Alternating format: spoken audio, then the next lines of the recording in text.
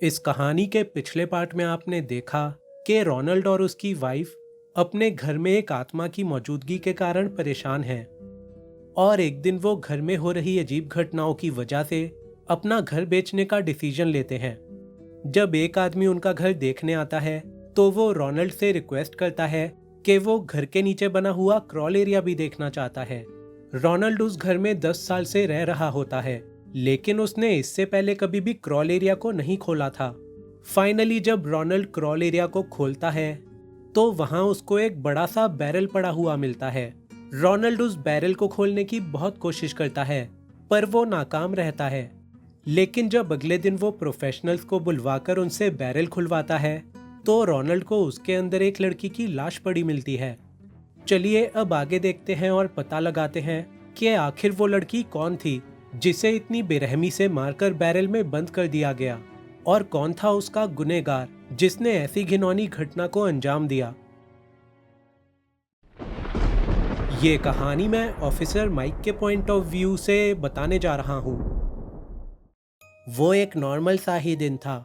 मैं police station में बैठा हुआ एक इम्पोर्टेंट केस की फाइल देख रहा था जब अचानक ही मेरे टेबल पर पड़ा हुआ फोन बजने लगा। Hello, officer Mike here from New York police department. Hello officer, please आप जल्दी से यहाँ आ जाइए। मेरे घर के क्रॉल एरिया में मुझे एक बैरल के अंदर एक लड़की की लाश पड़ी मिली है। आपको अपने ही घर के क्रॉल एरिया में एक बैरल के अंदर एक लड़की की लाश मिली है? जी ऑफिसर। बड़ी अजीब बात है। अच्छा, आप अपना एड्रेस बताइए, मैं फौरन वहां पहुंचता हूं। उस आदमी का नाम रोनाल्ड था और जल्दी ही उसने मुझे अपना एड्रेस बताया और मैं तुरंत ही उस केस की इन्वेस्टिगेशन करने निकल पड़ा। जब मैं रोनाल्ड कोहेन के घर पहुंचा तो उस बैरल में पड़ी लाश को देखकर मैं भी हैरान रह गया।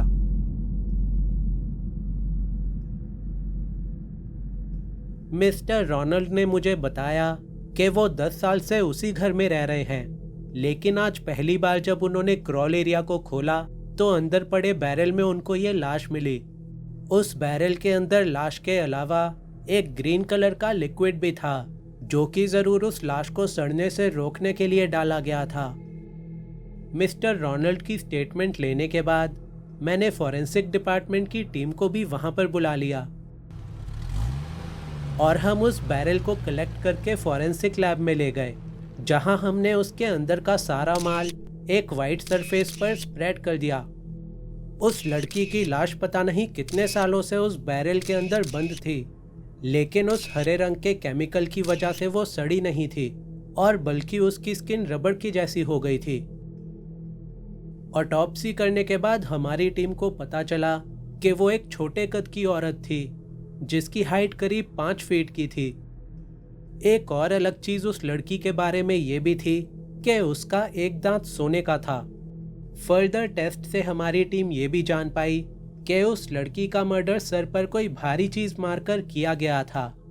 लेकिन वो खुलासा जिसने हम सबको सबसे ज्यादा हैरान किया वो ये था कि वो लड़की अपनी मौत के समय प्रेगनेंसी के 8वें महीने में थी।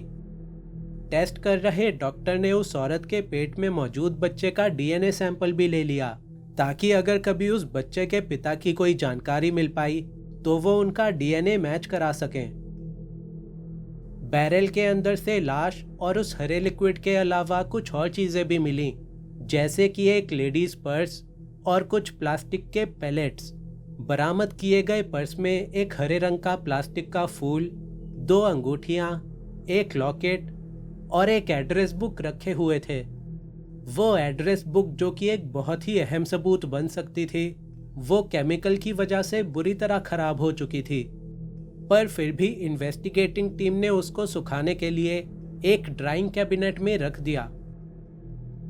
फॉरेंसिक टीम अपने काम में लगी रही और मैं और ऑफिसर विलियम एक बार फिर से रोनाल्ड कोहेन के घर जा पहुंचे।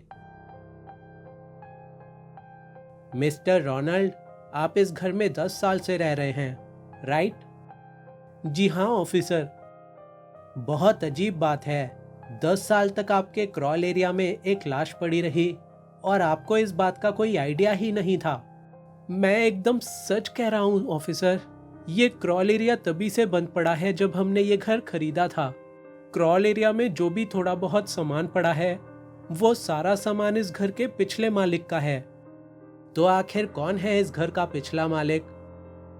जिस आदमी से मैंने ये घर खरीदा था उसका नाम था हॉवर्ड एल्किंस, और 10 साल पहले उस आदमी की उम्र तकरीबन 60 साल रही होगी। ओह अच्छा, तो अब वो आदमी कहाँ रहता है? मिस्टर हॉवर्ड एल्किंस अब न्यूयॉर्क में नहीं रहते। वो और उनकी वाइफ ये घर हमें बेचने के बाद फ्लोरिडा शिफ्ट हो गए थे।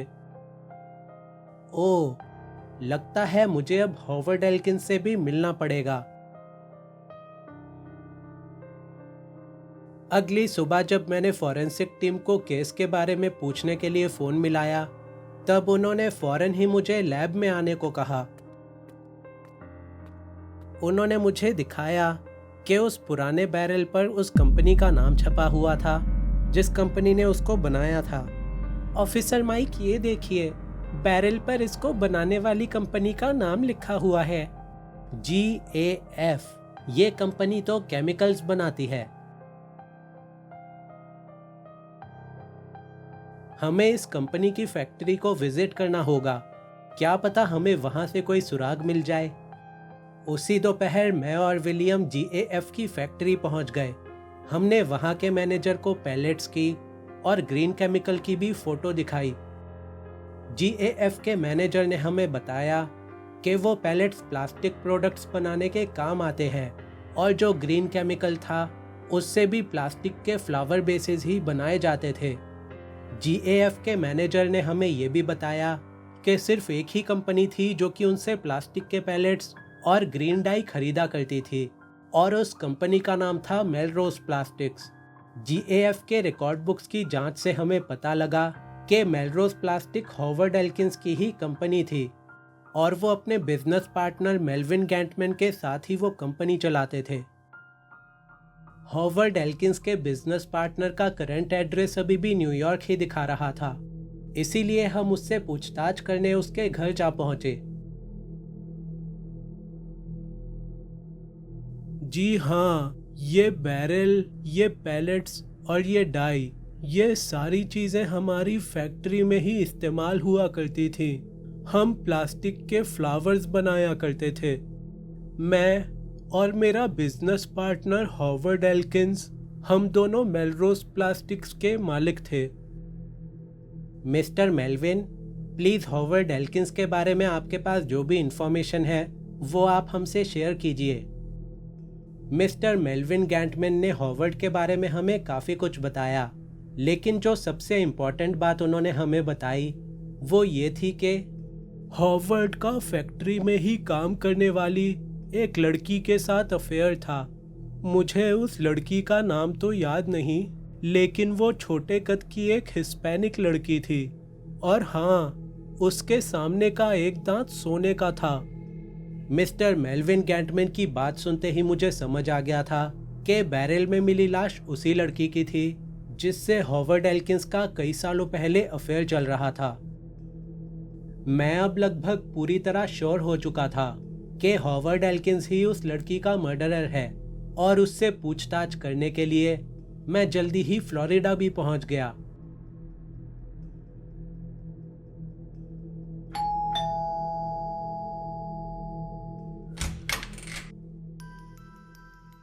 मिस्टर हॉवर्ड एल्किंस, हमें आपसे कुछ ज़रूरी बात करनी है। क्या आप सच में इस बैरल के बारे में कुछ नहीं जानते? मैं इन सब के बारे में बिल्कुल नहीं जानता। अब जाओ यहाँ से। हॉवर्ड एल्किंस अब एक 70 साल का बूढ़ा आदमी था, और मेरे सवालों से परेशान होकर उसके चेहरे का रंग ही उड़ गया था, और उसके ऐसे बिहेवियर से मुझे समझ आ गया था कि वो हमसे ज़रूर कुछ छुपा रहा था। लेकिन क्योंकि मैं और विलियम्स न्यूयॉर्क पुलिस डिपार्टमेंट से थे, तो फ्लोरिडा में रह रहे हॉवर्ड एल्किंस को हम अरेस्ट नहीं कर सकते थे, क्योंकि उसे अरेस्ट करने के लिए हमें फ्लोरिडा गवर्नमेंट से परमिशन लेनी पड़ती। हॉवर्ड के घर से निकलते समय मैंने उससे कहा, आज तो हम यहाँ से जा रहे हैं मिस्टर हॉवर्ड, लेकिन जल्दी ही हम परमिशन के साथ फिर वापस आएंगे, और तब आपको जेल जाने से कोई नहीं बचा पाएगा। मैं और विलियम्स न्यूयॉर्क वापस लौट आए, लेकिन अगले ही दिन फ्लोरिडा पुलिस ने मुझे इन्फॉर्म किया कि हॉवर्ड एल्किंस की वाइफ ने फ्लोरिडा पुलिस स्टेशन में हॉवर्ड की गुमशुदगी की शिकायत दर्ज करवाई है। फ्लोरिडा पुलिस डिपार्टमेंट ने हॉवर्ड को काफ़ी ढूंढा, लेकिन वो उनको कहीं नहीं मिला। लेकिन अगले दिन वो फ्लोरिडा के एक सुनसान एरिया में अपनी कार में मरा हुआ मिला। हॉवर्ड ने अपने सर पर गोली मारकर सुसाइड कर ली थी। हॉवर्ड की मौत के बाद फ्लोरिडा पुलिस ने हमारी काफ़ी मदद करी और हॉवर्ड के डीएनए सैंपल्स कलेक्ट करके हमें प्रोवाइड कराए। हॉवर्ड का डीएनए बैरल में मिली लड़की की लाश के पेट में मौजूद बच्चे के डीएनए से मिल गया और इस तरह ये प्रूफ हो गया कि उस लड़की को हॉवर्ड ने ही प्रेग्नेंट किया था।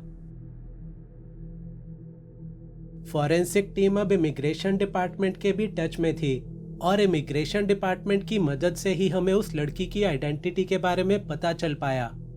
बैरल में मिली उस लड़की का नाम था रेना एंजेलिका और वो कई सालों पहले जॉब की तलाश में एल सल्वाडोर से यूएसए रहने आई थी। जल्दी ही बैरल में मिली एड्रेस बुक के सूखने के बाद उसमें लिखे हुए नंबर्स थोड़े थोड़े दिखाई देने लगे। 30 से ज़्यादा नंबर्स पर कॉल लगाने के बाद एक नंबर ऐसा मिला जिससे केस के बारे में थोड़ी और जानकारी मिल पाई। रेना मेरी फ्रेंड थी। जब वो एल सल्वाडोर को छोड़कर अमेरिका रहने चली गई, वो तब भी मुझसे रोज़ फ़ोन पर बात किया करती थी। वो मुझसे सारी बातें शेयर करती थी और मुझे याद है एक बार उसने मुझे ये भी बताया था कि उसका उसके बॉस के साथ अफेयर चल रहा था और वो उनके बच्चे की माँ बनने वाली थी। लेकिन उसके कुछ ही दिनों के बाद रेना का फ़ोन आना बंद हो गया। मैं बहुत लंबे समय तक उसके फ़ोन का इंतज़ार करती रही, लेकिन उसका फ़ोन फिर कभी नहीं आया। मुझे आपको बताते हुए बहुत अफसोस हो रहा है मिस, लेकिन आपकी फ्रेंड रेना का मर्डर हो गया था और उसी केस के सिलसिले में हमने आज आपको इतने साल बाद फ़ोन मिलाया है।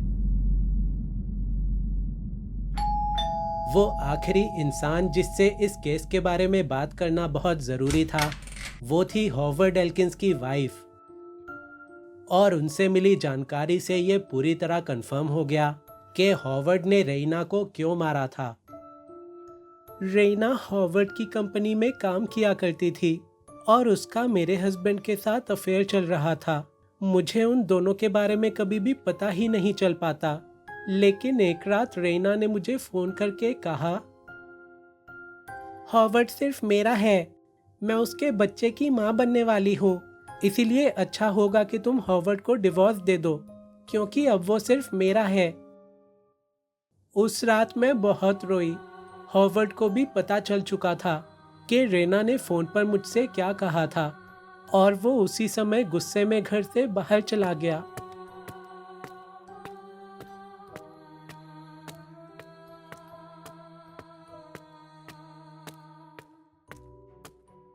जब उस रात के 3 बजे हॉवर्ड घर वापस आया, उसका चेहरा तब भी गुस्से से लाल था और डर के मारे मैं उससे कुछ पूछ ही नहीं पाई।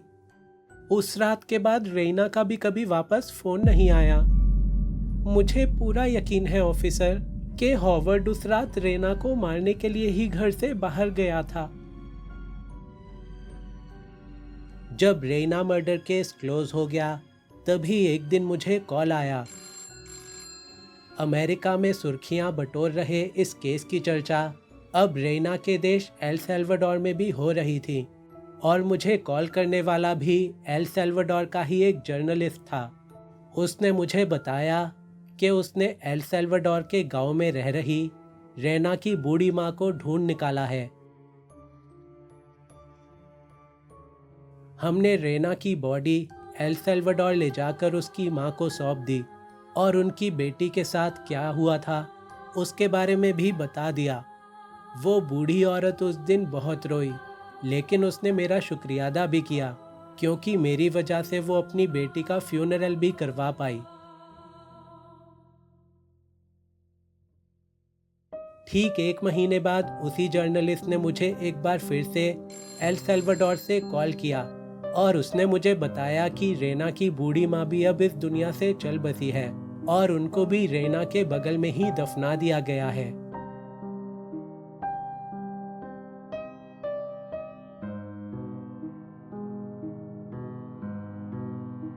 ये केस मेरे लिए मेरे करियर का सबसे यादगार केस है।